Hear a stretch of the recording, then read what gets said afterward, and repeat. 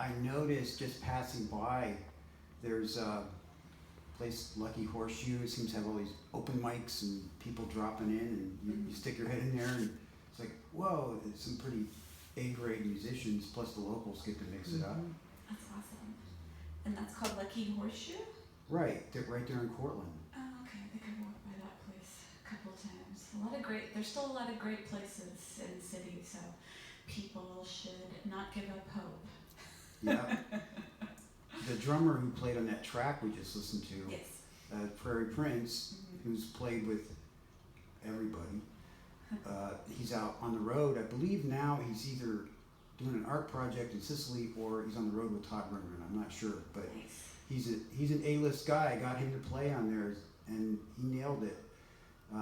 He used to be one of our neighbors. He's still kind of in the neighborhood. So everyone on that track actually came from the neighborhood. They go all over the world and circle back. Ooh. And what was the inspiration behind that song that we just heard? I don't know if you're familiar with Lieber and Stoller. They used to write these. They wrote novelty songs and back all the way back to the 50s, and then up to the 60s, 70s, 80s even. They were writing and producing for other artists, but they would do these short story songs. And that one imagines a guy who's just driving across country and is just wanting to get there and say, leave a light on for me. And it wasn't just the story. I also wanted to mix up this tango rock kind of influence I've been working on. And I listened to a lot of the Nuevo Tango and Astor Piazzolla, which is more techie. And just wanted to mix up those elements. But the other cool thing, I get by with a little help from my friends, was the guitar player on there, and he also mixed it, is Chris von Sneidern, who's a big man on campus around here. And I've been working with him since the 80s. A couple of days before the session, it flew into my head, well, I want to do this song and get it out there. And I called up Chris. I'm looking for that Sound Like Wicked Game, Chris Isaak song. And he said, oh, really? Well, it just so happens the rhythm section of that band is going to be here next Monday. So send us the MP3s. We'll do it Mondays. Click. Okay. Thank you very much. It's a done deal. Yeah. And how was that experience? It was great. You know, you're dealing with A-list musicians. They go in, they cut the parts, 1 or 2 takes, we're ready to go. It sounds like you've had a lot of interactions with different musicians over the years. What is the most memorable experience for you besides working with Chris Isaak's backing band? Well, there's probably one. There's a lot of memory attached to the current project, helping out people remixing, and just finished one with an artist out of San Jose. He's actually Jackson, Mississippi, which is a place that has a lot of music history. Right. Everything from Milton Babbitt, electronic music, over to Otis Spann, the blues guy, and Cassandra Wilson. They all come out of there. So he has that whole vibe, but he sings like David Bowie. And we just cut.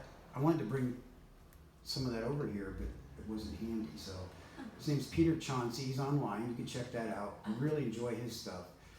Going back in the Wayback Machine, I'm going to have to say 1996, Nashville, Tennessee.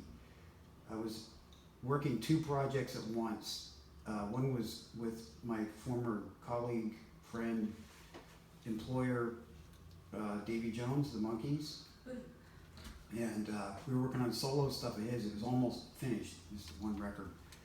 And then he said, now we got to go across town and check on the guys. And what that was the Monkees, all 4, were working on an album. I'd done a little bit of pre-production on that record, mostly Davy tracks. And then I got there and they were all there. And it was just like the TV show because it was a sweetening session and things were loose. It wasn't intense. And Mike was being quiet and philosophical. He was pretty much the producer of that. And Peter was throwing tambourines up in the air and trying to juggle, and Mickey was running around yucking it up and cracking jokes, and it was like, whoa, it's just like the TV show. So it was kind of like the first reality show. Yes. It was about a rock band trying to get gigs. That's awesome. No, I grew up in the 80s watching reruns of that show. Yeah, that was the second wave. It's pretty awesome. Some of the original members are still touring. Yes, Mickey's very busy. Peter's doing his blues band. He loves blues. If you want to be friends with Peter, do a blues jam with him. Then you're all set. And Mike has a book that just came out, and it's not your typical linear biography that I can tell, but there's a lot of online buzz about that. I mean, it's brand new. Okay. Well, that would be an interesting read. Yes. Do you still cross paths with them from time to time, or? We just saw my fiance and I went to the Monkees concert last September. That was here in town, and got to catch up because I toured with them, but just I keep in touch, and everyone's busy, and all of a sudden you catch up. So it was kind of like a reunion, kind of a little friendly family reunion sort of thing. Because also the road musicians, it's like a brotherhood. Everybody known everybody upwards of 20 years. Right. It's pretty awesome. Tell us a little bit about what you're currently working on.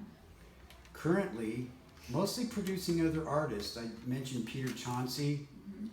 There's a guy here in the neighborhood, Chris Porro, who's working on an EP. He said it was okay to talk this up. And it's an EP dedicated, it's a concept album actually about his grandmother. And she apparently was a remarkable woman. And musically, if you go on, he has a SoundCloud site. He's doing hard rock heavy metal on one side of it, and then he jumps radically over to this sweet kind of singer-songwriter thing, almost Billy Joel kind of stuff.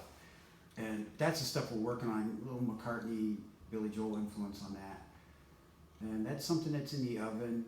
And I'm helping remix some other things, and currently hanging my shingle out as producer quite a bit. But I do want to get back on the road.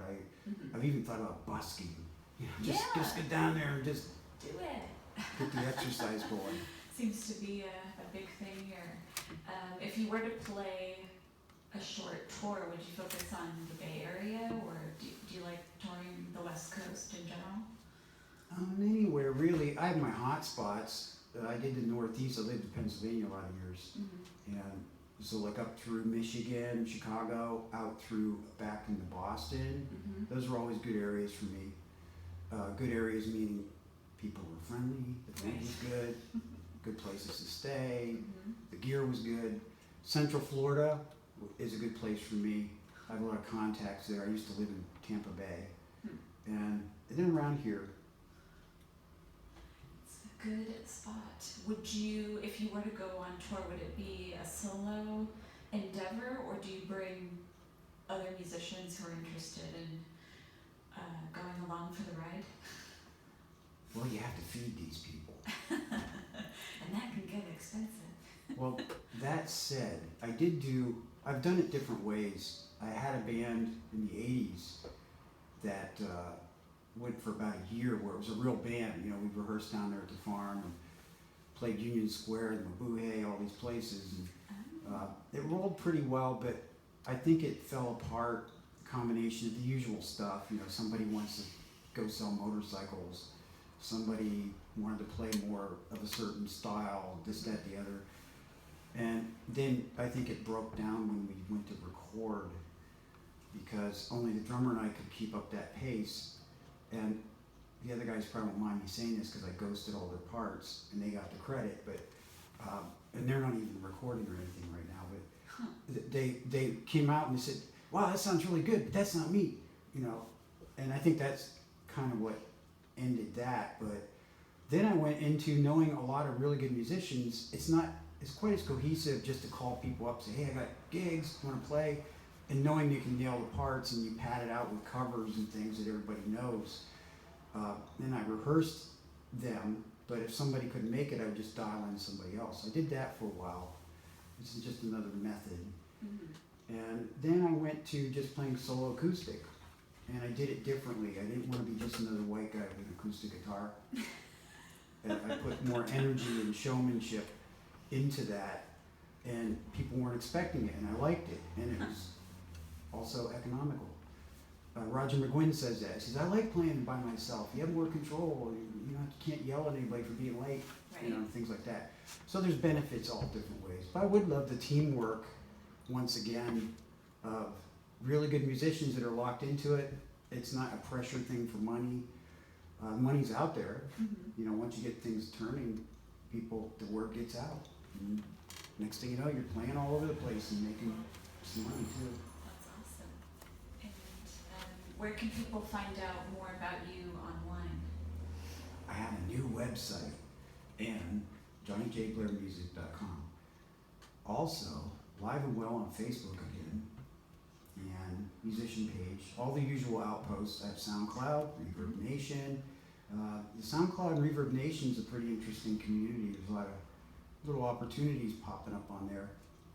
And yeah, all those places. You can find me, and if anyone's listening out there, you need a producer, I'll really get it done. It's a good way to promote yourself.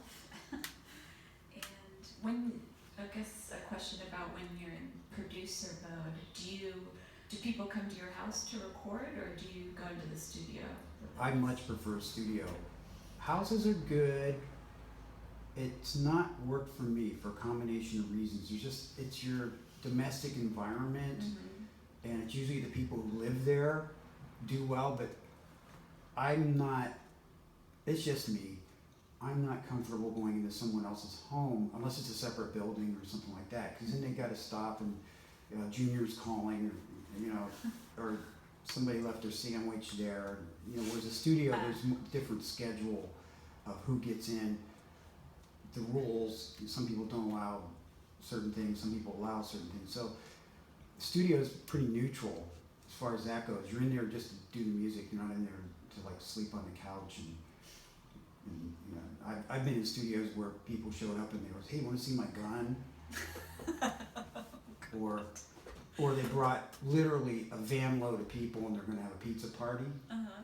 So in a studio, you say, no, that's not the rule here, same as your home. And studios are more inclined to be the professional, neutral environment that I would like to work in. Of course, it has to be a comfortable studio. Yes. There might be pizza there might not be pizza there. Right. So. You have to take a break. I have a production here, Oh, number 3. oh, okay. Is it the same? It's a different CD. Yes, it's pretty exemplary as far as, I gotta give credit to the band on this one. This was like a dream band. It's a group you may have heard of, they're still out there. They were a big 90s thing. Uh-huh. They were kind of on somewhere between grunge and Americana. Okay. They were called the Badleys. Okay. They were on MTV and did all that Probably. top 20 stuff. Yeah. But they backed me up on this one and a couple others that I have here. And boy, did they nail it. I just love those guys. And this is track number 3. It's called If I Could Dress.